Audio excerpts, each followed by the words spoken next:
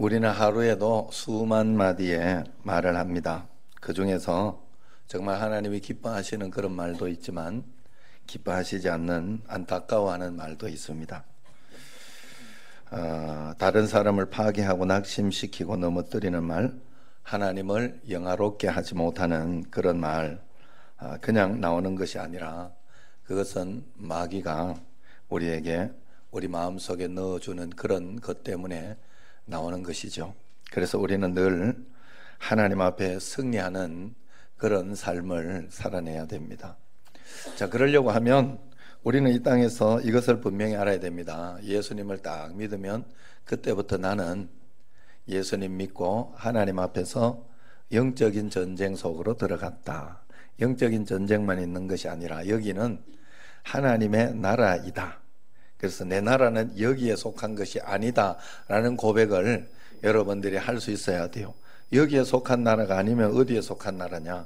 하나님께 속한 나라다. 나는 그래서 하나님 말씀 듣는 사람이지 세상의 대통령이 어떻고 또 아니면 세상의 사장이 어떻고 그렇다면 하나님의 말씀 듣는 사람이 그 질서나 이런 것에서 하나님께서 다르게 하실까? 그렇진 않아요. 제가 부목사를 할 때 그 교회 담임 목사님의 눈치를 보거나 그렇게 목회를 하지 않았어요. 저는 한 번도 그런 적이 없어요. 뭘 했냐? 하나님 눈치를 봤어요.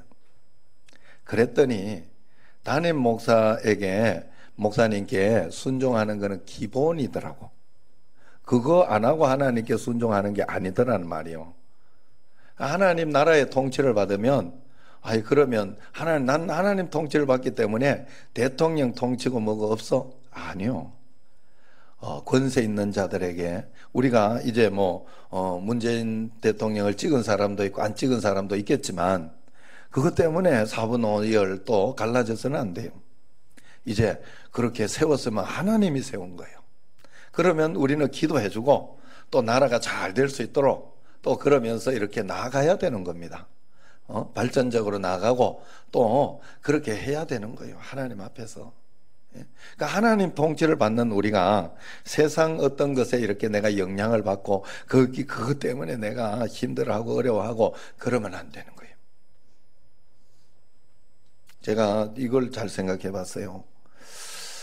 제가 이렇게 감독에 따라서 이 팀을 좋아하는 게 좀 바뀌었어요. 나는 지역에 따라서는 아니고 감독에 따라서 이렇게 야구를 좋아하는 게 좀 달라졌어요. 예전에는 SK 이만수 감독이 있을 때 이만수 감독이 예수님을 잘 믿습니다. 지금 라오스 선교사로 가 있어요. 그 유명한 선수가 라오스에 이렇게 야구를 국가대표 야구를 가르치면서 그러면서 하나님 나라도 전파하려고 그렇게 가서 봉사하고 있어요.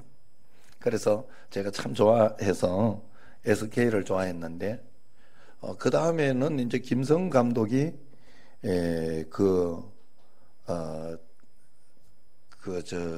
고향 원더러스라는 곳을 무보수로 하면서 해준 걸 보고 좋은 감독이다 하는 생각이 들어서 그 다음엔 또 한화를 좋아하게 됐어요. 왜냐하면 또 한화가 맨날 지더라고. 그래서 좀 이겨봤으면 하는 마음에서 좋아하게 됐네요. 근데 요즘 이제 하나를 좋아하는 팬인데 하나가 지니까 화가 나. 하나가 지니까 하나.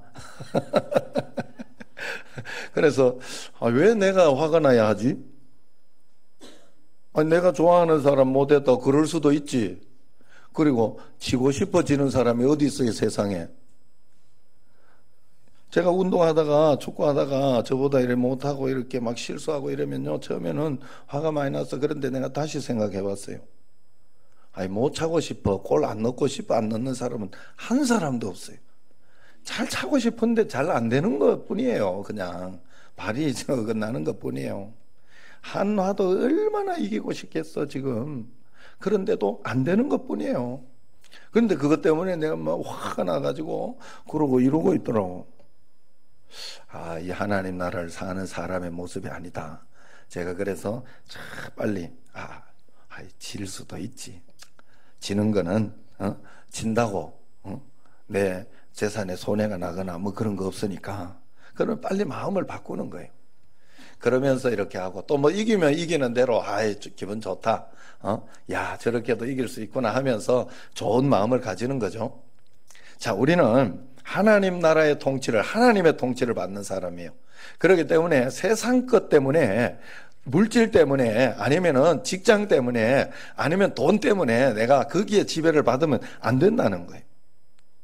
하나님이 항상 우선이 돼야 돼요. 하나님 말씀이 우선해야 되고 순종이 우선이 돼야 된다 하는 거예요.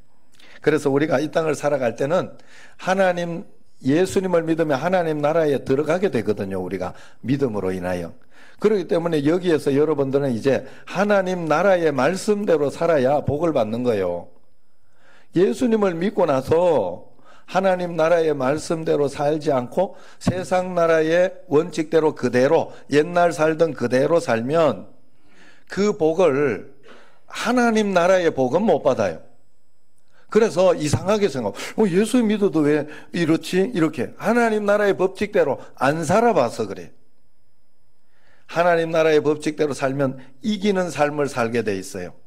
그래서 예수님 말씀대로 말씀이 뭐라고 합니까? 사랑하라, 용서하라 뭐 이런 말씀도 있고 또 어떨 때에는 내가 원하지 않는 것들을 내어주라고 하는 희생의 십자가의 말씀이 아니에요? 예수님 말씀은 십자가가 아주 기본적인 말씀 아니에요?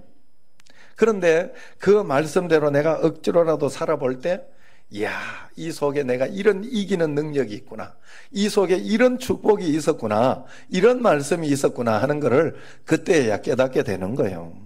그러면서 하나님과 함께 한 걸음 한 걸음 이기는 삶을 살다가 보면 믿음의 삶을 살고 능력 있는 삶을 살게 되는 거예요. 그게 우리가 예수님 믿는 거죠. 그래서 우리가 악한 사단에게 넘어가 그러려고 하니까 영적 전쟁을 알아야 되거든요. 3주간 계속 지금 시리즈로 말씀합니다만은 우리가 예수님 믿고 난 다음에 천국에 갈 때까지는, 죽음으로 끝날 때까지는, 우리가 참으로 영으로 거듭날 때까지는 끊임없이 사단은, 마귀는 우리를 공격하는 거예요. 사마귀, 사단, 마귀, 귀신이라 그랬죠.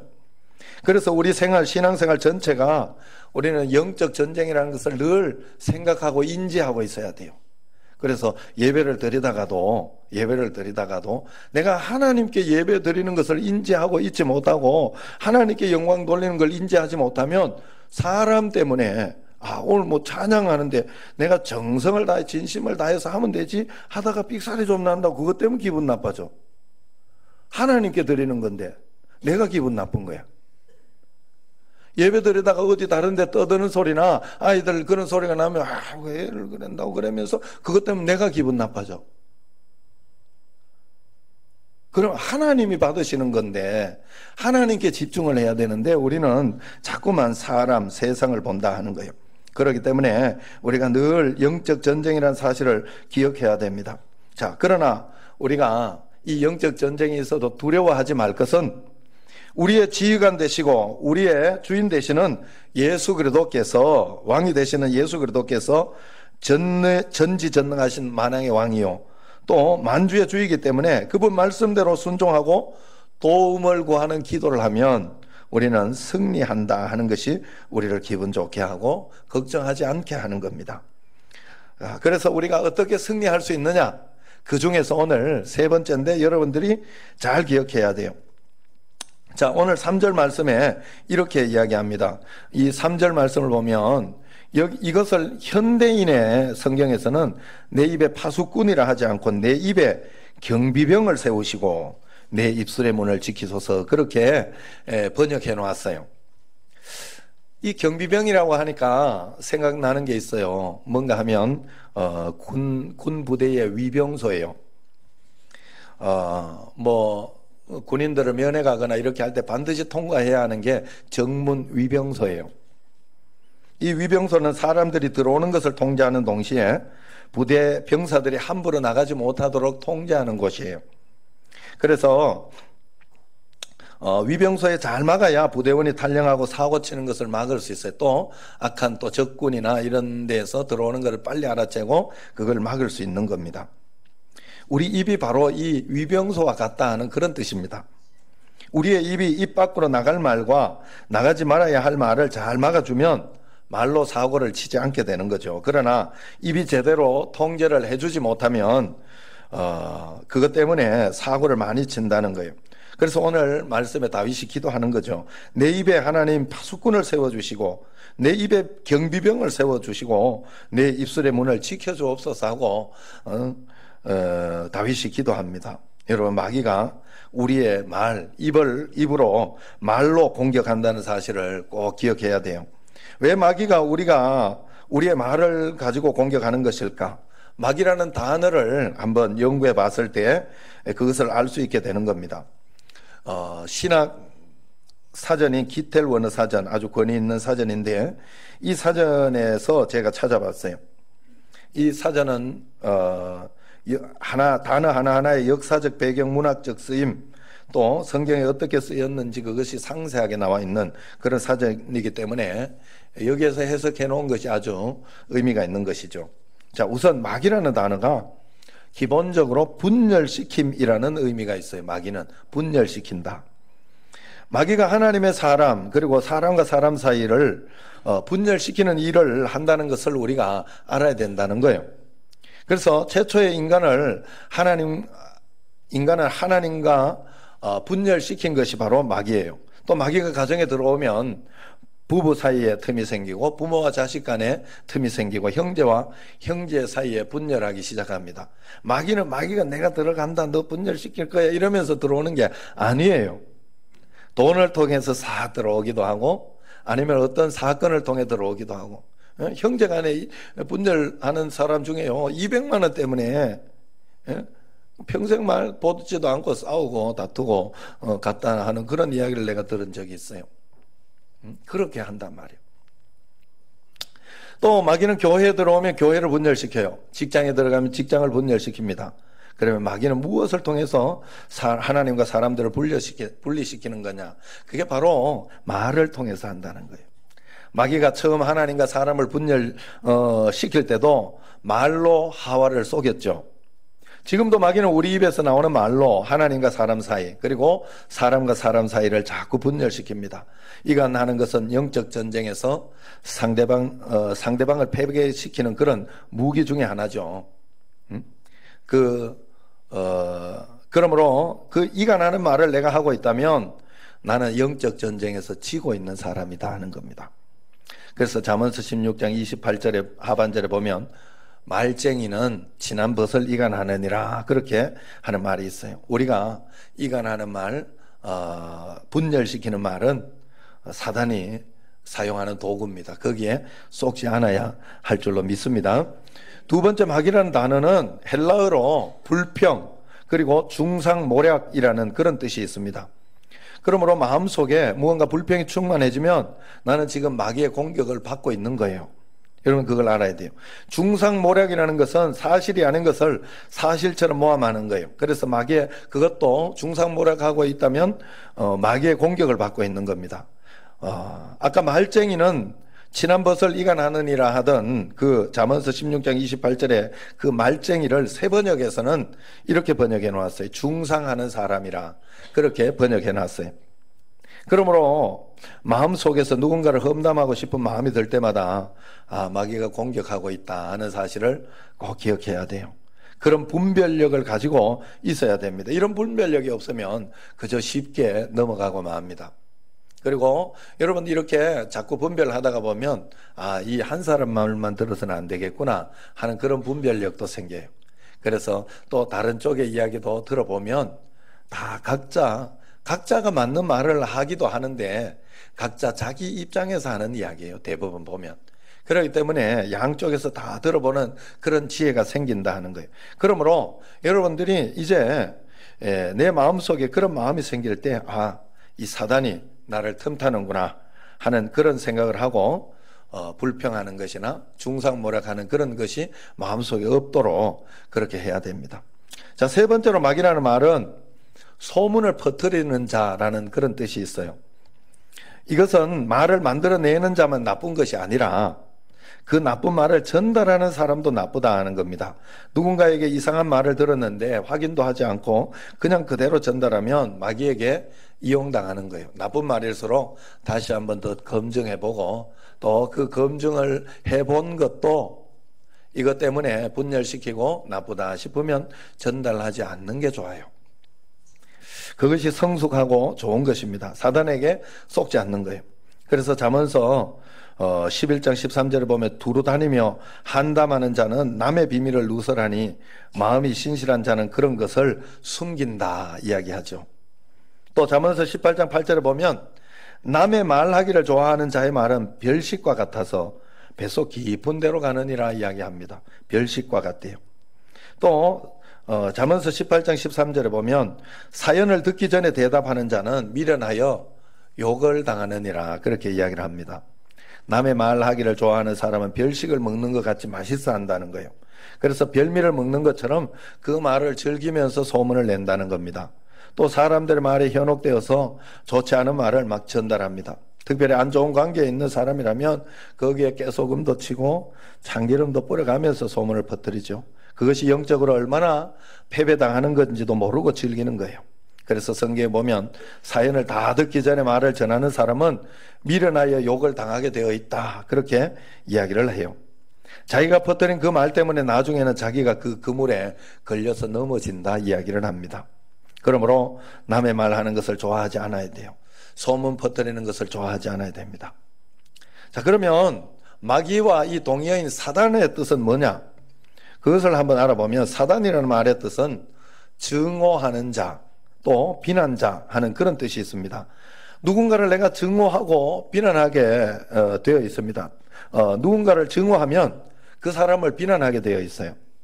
더 나아가서 미움이 커지면 험담하고 중상모략하게 되어 있죠. 이것은 영적 전쟁에 심각한 패배를 당한 거예요. 상대방도 무너지지만 나도 무너지게 되어 있습니다. 오직 마귀만 승리하는 꼴이 되는 거예요. 그러므로 우리는 이것을 잘 분별해야 돼요. 여러분 입술의 문을 잘 지켜서 해야 할 말, 하지 말아야 할 말 가릴 수 있어야 합니다. 모로코 속담에 이런 말이 있습니다. 말이 입힌 상처는 칼이 입힌 상처보다 훨씬 깊다.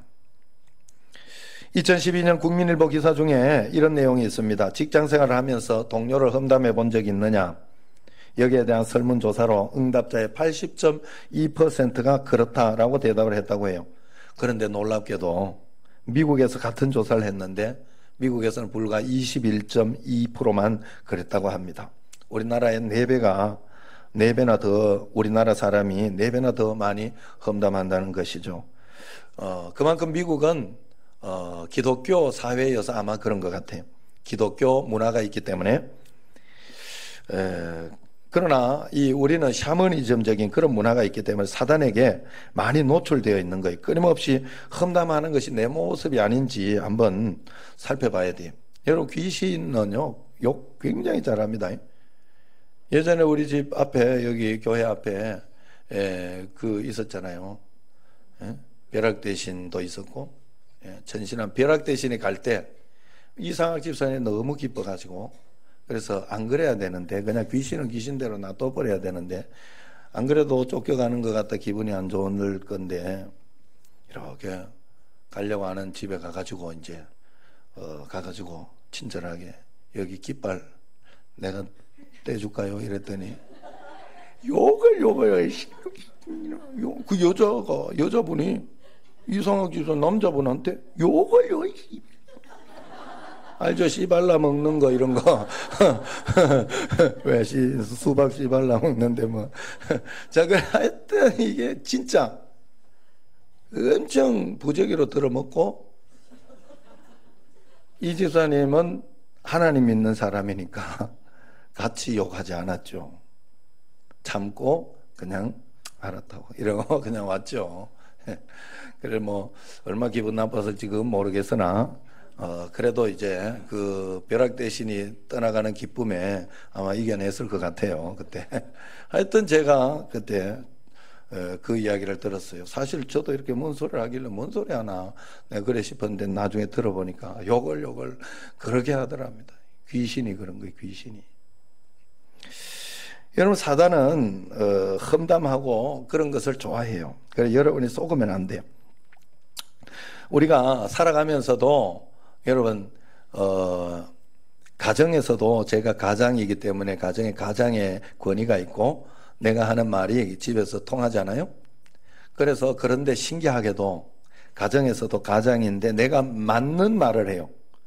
야, 너 이렇게 하면 안 되고 저렇게 하면 안 돼 하면서 애들을 가르치고 맞는 말을 하는데 내가 이 새끼가 이러면서 신경질 내면서 하면 내가 잘못한 거예요. 방법이 사단이 쓰는 그 도구를 사용하면 지는 거더라고. 잘못하는 거더라고.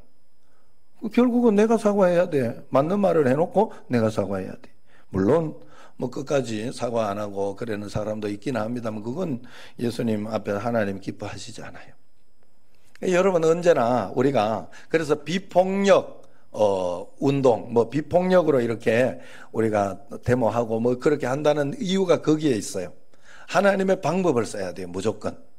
하나님 나라를 사는 사람은 내가 힘들어도 그게 하나님을 믿는 거예요. 하나님께 맡기는 거예요. 원수를 내가 갚으면 안 돼요. 원수를 안 갚는다는 게 아니에요. 하나님이 갚아준다고 했어요.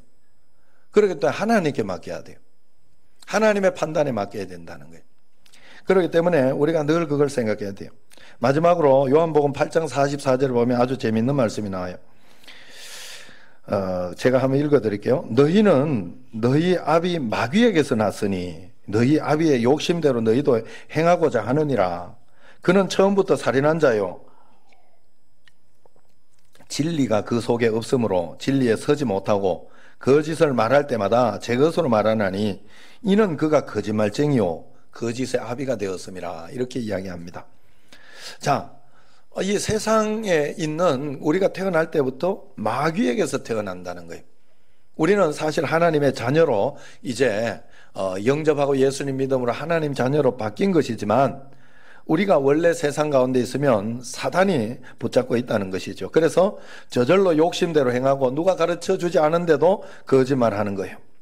왜냐하면 마귀는 처음부터 오늘 8장 44절 보면 거짓말쟁이라 이야기합니다. 여기서 보면 분명히 마귀는 거짓의 아비입니다. 사람들이 하는 모든 거짓의 뿌리는 마귀에게 있어요. 마귀가 눈에 보이지 않으니까 없는 줄 알지만 마귀는 분명히 실체합니다. 그러므로 우리는 우리 교회와 내가 속한 공동체가 마귀에게 속아서 거짓말하거나 소문을 퍼뜨리거나 아니면 중상모략하는 그런 장소가 되어서는 안 된다는 것을 분명히 해야 돼요. 그래서 거기에 속지 않으려고 여러분들이 노력하고 그렇게 나가야 됩니다. 거기에 그렇지 못하면 우리는 교회가 분열되며 속아서 넘어가게 돼 있어요. 여러분들이 언제나 믿음으로 주님 앞에 어떤 이야기를 들어도 확실하게 그 말이 사실이라고 확인되기 전까지 말을 전달하지 말고 또 사실이어도 덕을 세우는 말이 아니라면 하지 않는 게 좋습니다. 교회는 덕을 세우는 곳이에요. 그래야 승리할 수가 있는 것입니다. 말이라는 건 이렇게 무서운 거예요. 그러나 말이 이렇게 무섭기도 하지만 또 반대로 잠언서 12장 18절에 보면 지혜로운 자의 혀는 양약과 같다, 그렇게 이야기를 합니다. 지혜로운 자의 혀는 뭐와 같다 그랬어요? 양약과 같아요. 그래서 다 눈을 감고 있어도 다 듣고 있구만. 그래서 이 말은 뭔 말인가 하면 은혜로운 말은 보약과 같다는 말이에요. 보약과 같다. 은혜로운 말만 들어도 다시 일어설 힘을 얻는다는 거예요. 가장 불행한 군인은 적군이 아니래요. 아군의 총에 맞아 죽은 군인이라 하는 그런 말이 있어요. 격려하는 말은 보약이 되지만은 중상모략 같은 말은 전부 자기 아군에게 쏘는 총알과 같은 겁니다. 그래서 잠언서 13장 2절을 보면 사람은 입의 열매로 복록을 누린다 하는 그런 말이 있습니다. 우리가 살아가면서 눈에 보이는 상처는 쉽게 치료할 수가 있어요. 그러나 눈에 보이지 않는 마음의 상처는 쉽게 치료할 수가 없습니다. 어떤 무기로 남을 해친 것보다 수많은 나쁜 말로 알게 모르게 가족과 타인의 가슴에 못을 박는다면 얼마나 안타까운 일이겠습니까? 어느 주일 아침에 한 아이와 엄마가 이제 교회를 가려고 준비하고 있었어요. 그런데 늦잠을 자는 바람에 그저 주일 예배에 늦을까봐 엄마는 마음이 심히 다급해졌습니다. 그런데 그 사실을 아이가 아는지 모르는지 장난을 치면서 이제 늑장을 부리는 거예요. 그러니까 엄마가 그만 장난치고 교회 갈 준비해야지, 장난 그만 쳐 그랬어요. 그러니까 아이가 또 딴척을 부리고 또 금방 또 해이해지면서 몇 차례 경고해도 태도가 바뀌지 않는 거예요. 마침내 엄마가 폭발하고 말았어요. 야, 그만 좀 지랄하고 가자니까. 그만 장난치고를 지랄하고로 바꾼 거예요. 아차 싶었지만 늦었습니다. 그러니까 어쨌든 애는 화를 내니까 기가 죽어서 엄마 따라서 교회를 갔어요. 교회 가니까 마침 목사님 만났네. 목사님과 아이를 쓰다듬어 주면서, 야, 엄마 따라 교회도 오고 착하다. 교회까지 오는데 시간 많이 걸렸지? 그러니까 아이가 이렇게 대답하더래요.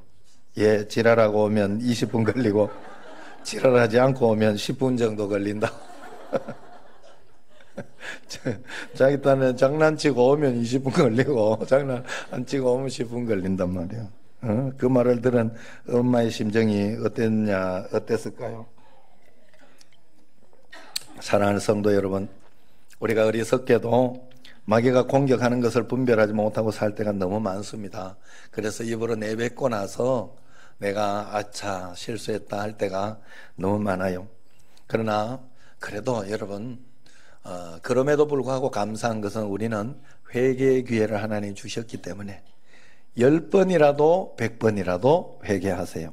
그러면 하나님 다시 시작하면 하나님은 그 기회를 주시고 우리로 하여금 이기게 해주셔요. 결국 항상 우리에게 이 결국 이기는 승리가 우리에게 꼭 있다는 걸 절대 잊으면 안 돼요. 여러분, 우리가 공동체가 분열하려는 그런 마음이나 가정을 해체하려는 그런 마음이나 누군가를 미워하는 어떤 그런 것이나 비난하거나 중상모략하는 마음, 확인되지 않은 말을 퍼뜨리는 그런 마음이 있다면 마귀의 공격이라는 걸 여러분들이 꼭 기억해야 돼요.